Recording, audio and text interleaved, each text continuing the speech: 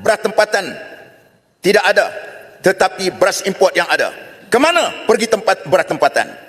Muncul ketika jualan Madani dan juga ketika PRK. Kenapa ini wujud perlu penjelasan? Terima kasih. Saya tak nak fikir di Kuala Lumpur, saya tak nak fikir di Ipoh, saya nak fikirnya ialah penduduk yang berada di Bagan Serai dan juga di daerah Krian, kerana kami penyumbang 60% daripada beras di negeri Perak.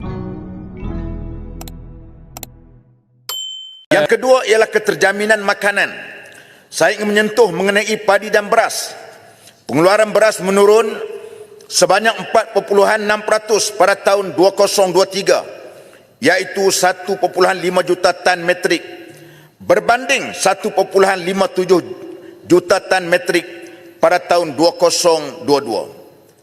Kadar sara diri beras semasa pula ialah 56.2%, menurun ketara berbanding dengan 62.6% pada tahun 2022. Ia jauh untuk mencapai matlamat yang digariskan oleh Yang Berhormat Menteri, iaitu 75% pada tahun 2025. Fenomena ini amat berbahaya kerana ia adalah makanan asasi. Memang jenis rakyat Malaysia, ia kalau tidak makan nasi, saya 3 hari boleh tahan tak makan nasi. Mari hari keempat, dah tak tahu color warna traffic light. Daerah Krian dianggarkan penyumbang sekitar 50 hingga 60% daripada keseluruhan pengeluaran padi di negeri Perak, daerah yang dikenali sebagai jelapang padi utama negeri ini.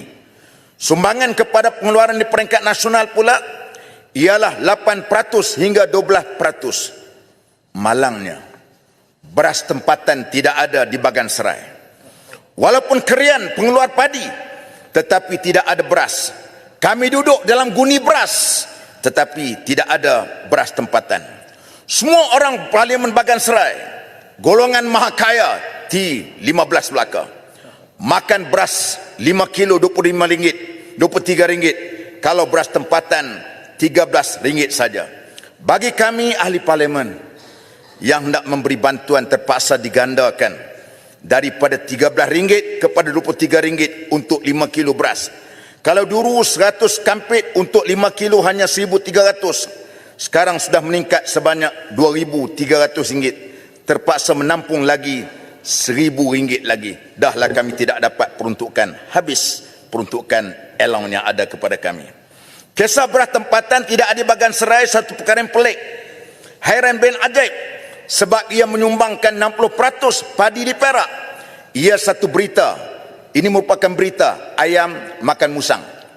Musang makan ayam, itu bukan berita. Padi ada di Bagan Serai, tetapi beras tempatan tidak ada.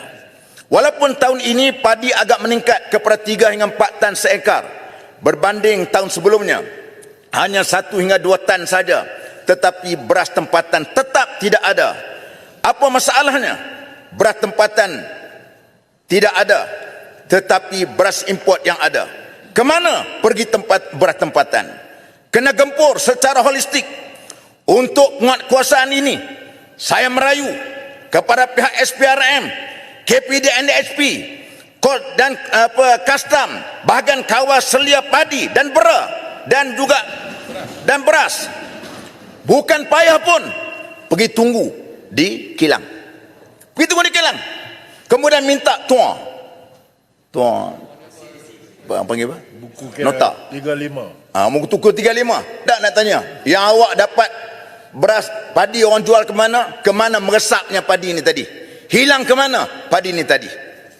Ini persoalan. Kalau kita boleh track, kalau kita boleh trace melalui bagaimana keadaan orang yang buat pelari duit, orang yang simpan duit, AMLA boleh tahu berkenaan money trade dia, amat mudah untuk kita nak kendalikan penyeludupan beras. Saya tak nak fikir di Kuala Lumpur, saya tak nak fikir di Ipoh, saya nak fikirnya ialah penduduk yang berada di Bagan Serai dan juga di daerah Krian, kerana kami penyumbang 60% daripada beras di negeri Perak. Bagan Serai, laluan sikit je. Sikit. Terima kasih betul. Saya tertarik dengan apa yang dibangkitkan oleh Bagan Serai kerana beras tempatan. Saya terbaca satu laporan bahawa pagi hantar beras tempatan, petang keluar beras import. Satu. Yang kedua, beras tempatan ni pelik baik ajaib. muncul ketika jualan madani dan juga ketika PRK. Kenapa ini wujud? Perlu penjelasan. Terima kasih. Okey, masuk sebahagian daripada ucapan saya, dan kalau boleh kita minta PRK setiap hari baru dapat bertempatan.